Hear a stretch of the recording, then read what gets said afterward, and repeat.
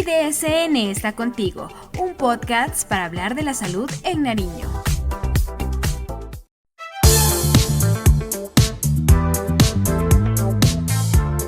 Amigos y amigas de IDSN está contigo. Un saludo muy especial para todas las personas que nos sintonizan por nuestro canal de Spotify y también por YouTube. Junio es el mes de la donación de sangre. Y qué fecha tan importante para recordar que todos llevamos un superpoder en nuestras venas, literalmente, pero que nos da un poquito de miedo usar. Por eso estamos con un experto, con el líder del Laboratorio de Salud Pública del Instituto Departamental de Salud, el doctor Jorge Cerón, para hablar y desmitificar algunas cositas que por ahí hacen ruido frente a la donación de sangre. Así que, Doc, muchísimas gracias por estar con nosotros y bienvenido. Hola, Carito, muy buenas tardes. Muchas gracias a ti por la invitación, por el espacio. Es un tema que es importantísimo darle el mensaje a la comunidad, sensibilizarlos de la importancia de la donación de sangre, entonces ojalá que el espacio sea de mucho provecho. Bueno, hablando de superhéroes, ¿qué tan conectado está Jorge con el Mundial? Supremamente conectado.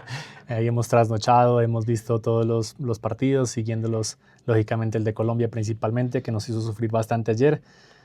Esperando a ver qué nos depara la segunda fase, que ya creo que estamos con un pie adentro. Claro que sí, porque, bueno, estos futbolistas se cuidan mucho, ¿no? Y también deben ser unos buenos donantes de sangre. Sí, de hecho, el caso de Cristiano Ronaldo, que creo que es un caso que muchos reconocen pues por todo el tema de la publicidad que se hace al respecto. Entiendo que él es donante no solo de sangre, sino también de médula ósea.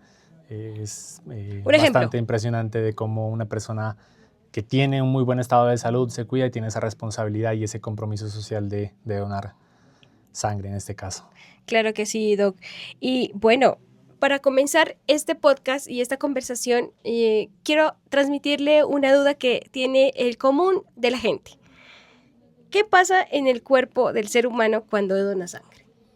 Bueno, Carito, resulta que el cuerpo es muy inteligente, muy bien diseñado, y él es capaz de realizar toda una activación para reponer la sangre que perdemos. Esto aplica para una cirugía, para un accidente, lógicamente menor. ¿Sí? El cuerpo empieza a activar internamente algunos mecanismos que lo que le permiten es reponer todas esas células que se pierden, sea en un sangrado o en el caso de la donación, y generan nuevas células que van a salir a circulación para suplir esas que se pierden. Y otra de las dudas que la gente tiene muchas veces es sobre la cantidad. ¿Cuánta cantidad sale de mi cuerpo cuando yo dono sangre? Bueno, en promedio, una donación convencional, porque hay otros tipos de donaciones de sangre, más o menos la cantidad de sangre que se obtiene son 450 mililitros. Mira que más o menos el promedio de sangre que tiene una persona en condiciones normales, en promedio, son aproximadamente 5 litros, es decir, es un poco menos del 10% de la sangre total.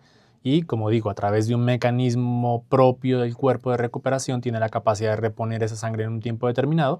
Por eso la recomendación, o hay un tiempo establecido para la donación de sangre tanto en hombres como mujeres. ¿Y esa donación para hombres y mujeres es distinta? ¿Qué tipo de características tiene para cada uno? La recomendación para mujeres es donar cada 4 meses, ¿sí? Y para hombres cada 3 meses. Bueno, y aquí también me recuerdan algo, y es que la vez pasada estaba hablando con mi sobrina y hablábamos del tema de la donación de órganos, de la donación de sangre, y ella me saltó con su afirmación de querer donar sangre. Tía, quiero donar sangre.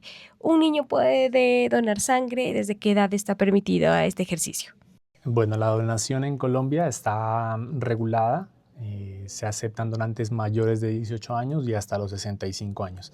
Ese es el rango de edad en el cual uno puede presentarse a un punto de donación para ser donante. Bueno, y aquí hay una información muy importante, y es que después de los 18 años ya podemos ser donantes y unirnos a este club de la solidaridad, como lo quiere hacer mi sobrina tan linda ella. Bueno, Doc, siguiendo aquí con este diálogo, ¿qué pasa con la sangre? Bueno, ya donamos, vamos a estas jornadas. ¿Dónde va la sangre? O sea, ¿qué se hace en el hospital científicamente? ¿Cómo se la cuida, se la conserva? ¿Qué pasa ahí? Exactamente, Carito. Bueno, una vez un donante asiste y hace una donación convencional, que es donde te sacan pues, la sangre completamente, mejor dicho, los 450 mililitros de sangre, para que no pensemos que no se malinterprete completamente, esa unidad se va a los bancos de sangre donde le hacen pruebas, lógicamente para garantizar que la sangre sea segura para el receptor. Posteriormente se hace también una separación. Entonces se separan normalmente 3 componentes principalmente, que son glóbulos rojos, ¿sí? El plasma fresco, que es la parte líquida, por así decir, de la sangre, y las plaquetas. Entonces cada uno de esos componentes tiene un tiempo de vida útil, ¿sí? De conservación. Estamos hablando de que los glóbulos rojos aproximadamente de un mes, las plaquetas aproximadamente 1 a 2 semanas y el plasma, ese como se congela, por eso nosotros le llamamos en el ámbito clínico plasma fresco congelado, ese dura hasta 1 año, ¿sí? Entonces el tiempo de conservación depende del componente que se extraiga de la sangre en una donación convencional, porque hay otras donaciones en las cuales al paciente, por ejemplo, asiste al banco de sangre y dependiendo de la necesidad que haya en ese momento, en este caso en el departamento o en el municipio, en el banco de sangre, te sacan toda la sangre, pero únicamente filtran para obtener de allí, por ejemplo, únicamente las plaquetas, ¿sí? Que es lo que normalmente se hace, se llama plaquetaféresis. Entonces únicamente extraen plaquetas. Bueno, hablando de las necesidades, Doc, ¿qué situaciones médicas son las que más sangre necesitan en el día a día? Bueno, normalmente tenemos accidentes, tenemos el tema de hemorragias posparto, tenemos pacientes oncológicos que también tienen alta demanda, alto requerimiento de transfusiones, el tema de algunos pacientes que tienen algunas patologías ya de base que requieren unas transfusiones, incluso muchas veces son continuas, o sea, se sabe que pacientes que requieren ya cirugías, transfusiones cada cierto tiempo. Doctor Jorge, bueno, pongamos este escenario. Si en una emergencia que existe en un hospital no se encuentra el tipo de sangre que se requiere, ¿qué sucede? ¿Cómo funciona, digamos, esta situación? ¿Qué se hace en estos episodios de crisis, digámoslo así? Bueno, verás, Carito, en primera instancia hay que aclararle a la gente que existe una red nacional de sangre, ¿sí? Entonces, aquí en Nariño, pues el instituto encabeza la coordinación de la red departamental de sangre. ¿Qué es lo que busca la red? Articularse para que pueda haber ese intercambio de esas unidades, de esos homocomponentes, para garantizar que en todo momento se atienda a las necesidades, lógicamente en términos de urgencia. Ahora, con la pregunta que tú haces, si en algún determinado momento definitivamente no hay hemocomponentes y se requieren, lo que se hace es priorizarlos, ¿sí? Entonces, por ejemplo, si hay un paciente que tiene programada una cirugía en la cual probablemente se requiera transfusiones y de pronto no hay un buen stock de los hemocomponentes, pues esa cirugía se puede reprogramar para no dejar de atender a pacientes que son críticos. Por ejemplo, lo que tú decías, un accidente, una hemorragia posparto, que son cosas que no se pueden planificar.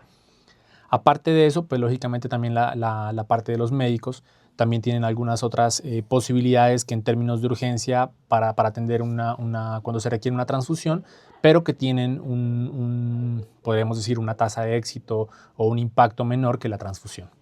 Bueno, y hablando, digamos, de estas situaciones, de estas carencias, hagamos como una escala de los tipos de sangre más comunes a los menos comunes, a los que más se necesitan, digamos, y que son difíciles de encontrar. Digamos, como que el grupo sanguíneo más escaso es el AB negativo, ¿sí?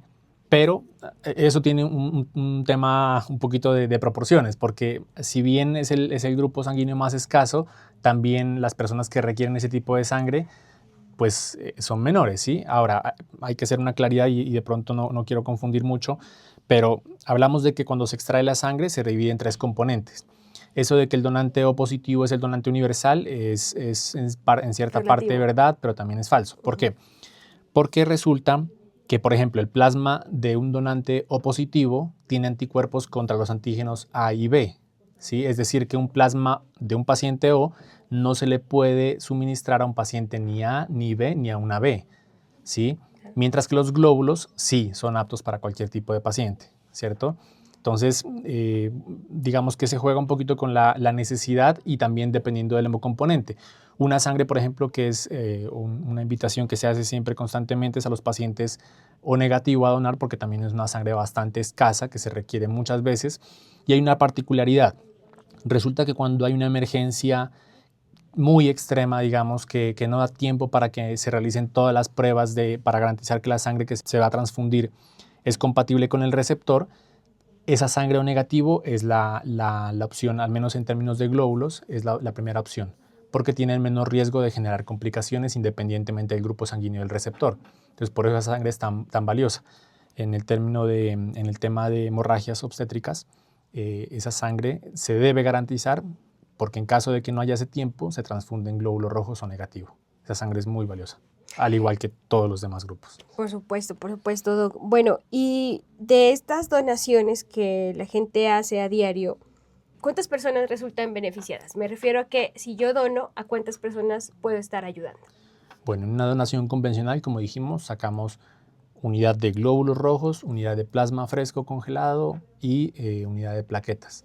Estamos diciendo que esas 3 unidades se pueden ir probablemente para 3 pacientes distintos, es decir, que podemos salvar hasta 3 vidas con cada donación.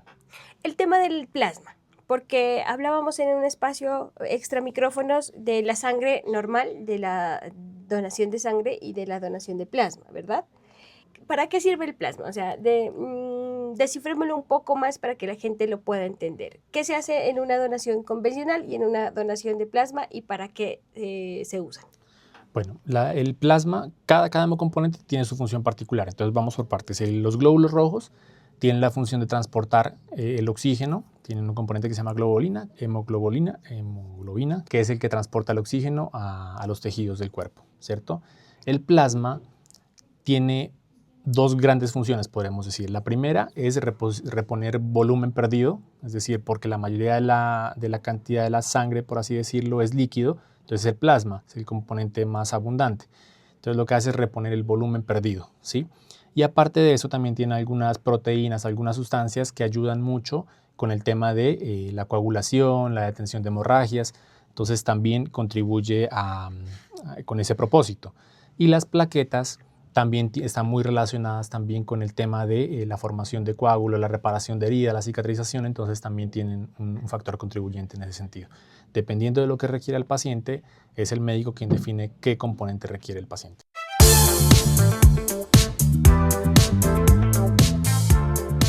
Doc, qué chévere hablar de este tema así, de esta manera, un poco más entendible, para que la gente salga, digamos, de ese círculo del miedo, ¿no? Y ahora le quiero proponer un juego o una dinámica, y es que usted me diga qué opina de las siguientes frases. ¿Le tengo que decir adiós a la donación de sangre si tengo tatuajes? Bueno, para el tema de tatuajes aplican 6 meses después.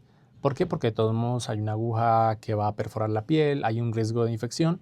¿Sí? Ya sabemos que hoy en día pues, se tiene mucho cuidado con este tipo de procedimientos, al igual que con las cirugías, pero el tiempo que se establece de espera después de haberme realizado un tatuaje es de 6 meses. Igual que las perforaciones. Igual que las perforaciones. Cuando dono sangre, ¿me podría cambiar el peso? No, Carito, realmente ese mito no lo había escuchado, pero no, como te digo, pues el cuerpo activa inmediatamente su mecanismo para volver al estado previo antes de la donación, entonces no tendría razón de ser que afecte el peso de la donación. Sufro de hipertensión y consumo medicamentos cotidianos. No puedo ser donante. Bueno, hay un tema con algunas patologías de base que sí restringen la donación de sangre, pero por eso la invitación es asistir a los puntos de donación donde hacen un tamizaje. O sea, cuando tú llegas a un punto de donación, ellos te van a hacer una encuesta, te van a hacer algunas pruebas rápidas para determinar si no tienes de pronto anemia, que sería un factor que te impide donar. Te van a pesar, te van a medir la talla y ellos hacen con toda esa información, ellos te definen si tú puedes donar o no. Otra de las frases que hemos identificado es la siguiente. Es riesgoso para mí. Tengo miedo de algún contagio. ¿Qué decirle a estas personas que todavía sienten este tabú o este miedo? Bueno, que ese procedimiento de recolección de la sangre, todo el tema del trabajo que realizan los bancos de sangre y posteriormente los servicios transfusionales, que es donde se transfunde la sangre de los donantes a los receptores, está muy bien regulado, está muy bien estandarizado. Los bancos de sangre hacen muchas pruebas para garantizar que la sangre sea segura. Todos los insumos, los materiales que se utilizan durante la recolección de la sangre de los donantes son nuevos, son de único uso, ¿sí? Entonces no hay riesgo de un contagio con nada porque es una aguja que van a utilizar únicamente para ti y se descarta. Y esta es una frase mía. No dono porque me da miedo. Bueno, eso pensaba hace algunos años, ya soy donante, pero siento que muchas personas le tienen miedo al dolor, le tienen pánico a las agujas, así que, bueno, démosle ese mensaje también para que sean valientes. Bueno, evidentemente hay dolor, es dolor pequeño, es un dolor Claro. completamente soportable, es una aguja que va a atravesar pues tu piel para sacar un poco de sangre, pero el momento, digamos que podríamos decir más doloroso es cuando la aguja atraviesa la piel, que no pasa de ser como cuando te toman una muestra de sangre para realizar exámenes. Y hay que ver cuál es el objetivo, lo que se gana con eso, que es salvar vidas. Entonces, si contrastamos pasar por un pequeño dolor contra la posibilidad de aportar para que se salven vidas, pues yo creo que ahí está la diferencia bastante grande. Y sobre todo, ¿no? Yo creo que más de uno de nosotros hemos tenido pacientes familiares que han necesitado en algún momento una transfusión. Entonces, mira lo importante que es, como dicen por ahí, hoy por ti, mañana por mí. Y esta frase sí se la escuché a usted, Doc, en una entrevista que nos dio, y es que la sangre es el único componente que no ha logrado ser reemplazado por el hombre. Bueno, pues yo creo que la ciencia ha avanzado bastante, ha avanzado mucho. Entiendo que se han realizado muchos proyectos que buscan generar algún tipo de producto que reemplace la sangre. De hecho, como te decía antes, en la parte médica hay muchos tratamientos, hay muchos procedimientos que de alguna manera buscan reducir el requerimiento de un paciente que necesite sangre, pero definitivamente es que la necesidad es mucha. O sea, hablamos de una cantidad de sangre que se requiere para atender todos los pacientes, como te decía, oncológicos, accidentes, hemorragias. Entonces, realmente, si se llega a sacar un producto que reemplace la sangre, tendría que hacerse en masa, en una cantidad muy grande para poder suplir toda la necesidad que hay.